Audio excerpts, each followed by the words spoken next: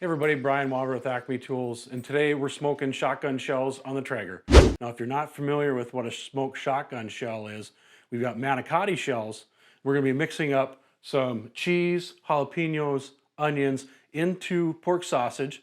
We're stuffing that into the manicotti shell, and then we're going to take bacon, wrap it around the shell, we'll put some seasoning on it, and then we'll take it out to the Traeger, and we're going to be smoking that for 2 hours with the Matt Pittman's Meat Church pellet blend. All right, so now that we have our ingredients prepped, we're gonna get them into the mixer and get our pork sausage mixed in with those ingredients. So what we're gonna be doing is we're gonna take about 1 pound of pork sausage, we're gonna get that into the mixer.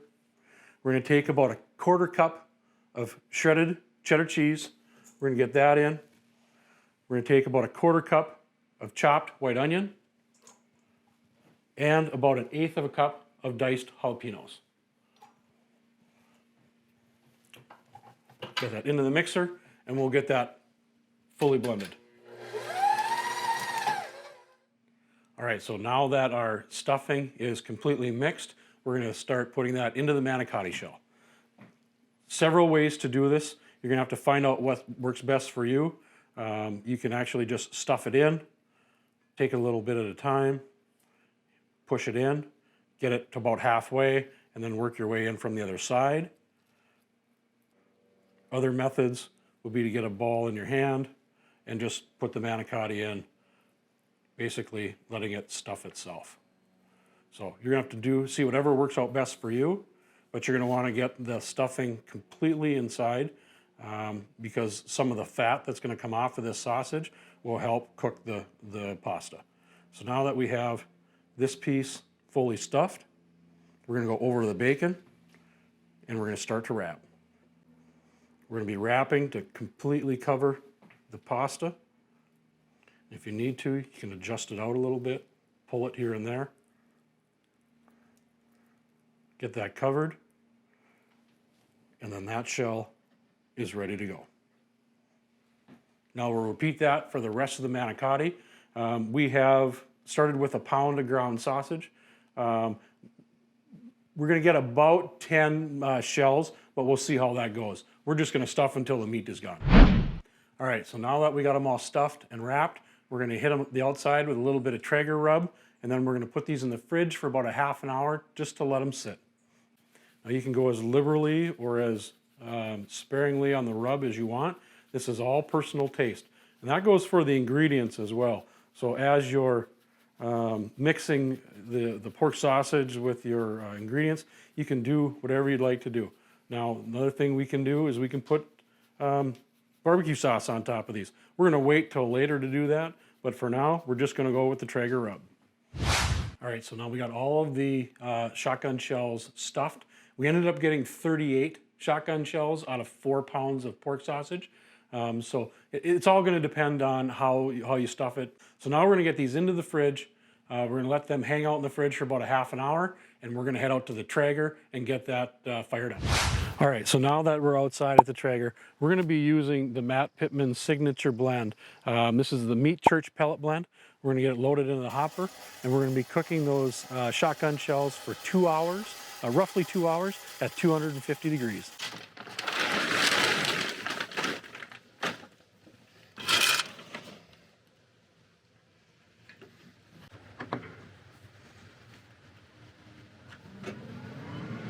Okay, we'll let the grill warm up, and we'll be back. All right, so now we'll get the grills up to temp.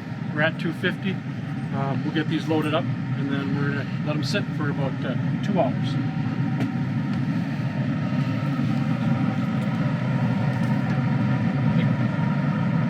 The key on knowing when they're done is when the bacon is crispy, and then we will also take an instant read thermometer and check the temperature of the pork to make sure that's safe.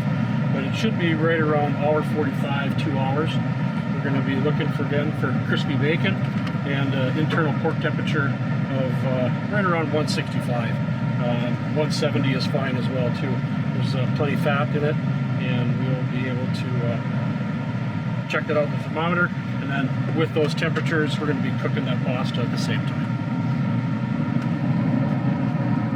One last step that we'll be doing, we'll go over it later, but just to let you know is when these are almost done or before we pull them, we're going to put some barbecue sauce on top of these, then get them back in the heat, let them glaze over just a little bit.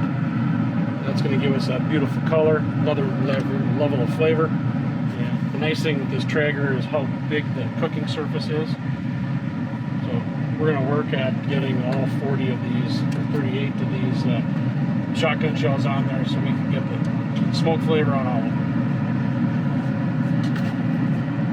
One other key that we didn't mention earlier as well too though is that with the bacon we're not using a thick cut bacon. You don't need it. The thin cut bacon actually will stay crispy.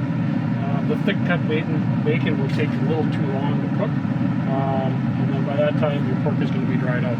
So now that we got everything ready to go, we're going to be closing the door because if you're looking, you're not cooking. And we'll be back in about an hour 45 to take a look.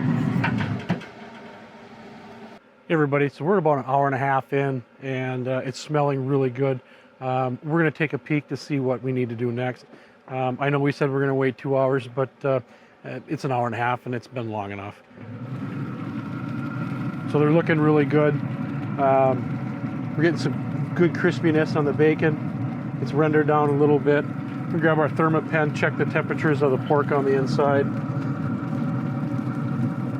165, 166 on that one.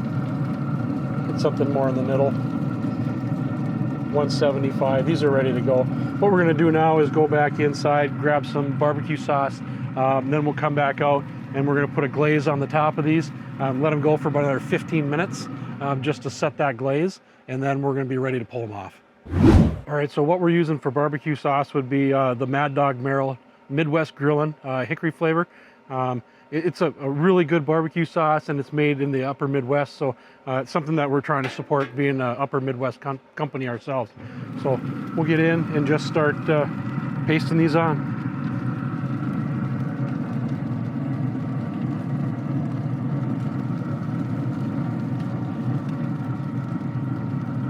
So when you're putting your barbecue sauce on, one thing that we've found to be very beneficial is to put just a little bit extra on the top. What's going to happen then is it's going to go down and kind of drip down the sides. So that way you can keep moving quickly, because anytime the top is open, we're losing heat. So we're going to want to get these sauced up, get the lid back closed again, and get this grill back up to temperature. So we're going to keep on moving, and then we'll get some of these to make sure they're fully sauced up, and then keep on cooking. We've had the first application of barbecue sauce on for about 15 minutes, letting it sit. What we decided to do is give it another second application, let that sit for 5 more minutes, and then we're going to pull them off. But here's the great reveal for the first 15 minutes of barbecue sauce. And that's looking really good. So we're going to go through, put another layer on, let that sit for 5 more minutes, and then get ready to pull these and then give them a taste. All right, so our second period of glazing with the barbecue sauce is complete.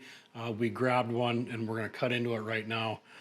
Total cook time on this was about an hour 45, hour 50.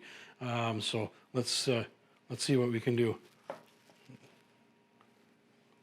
Oh, you can see it. It's nice. The barbecue sauce is sticking to my fingers. The pasta was al dente. I'm gonna cut this in half again. We got nice cut evenly through the bacon, so that's not pulling. We're gonna give this a bite.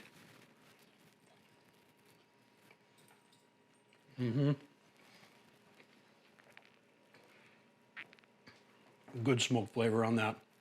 Barbecue sauce, the Traeger rub, and the Matt Pittman Meat Church barbecue pellets really did a great job.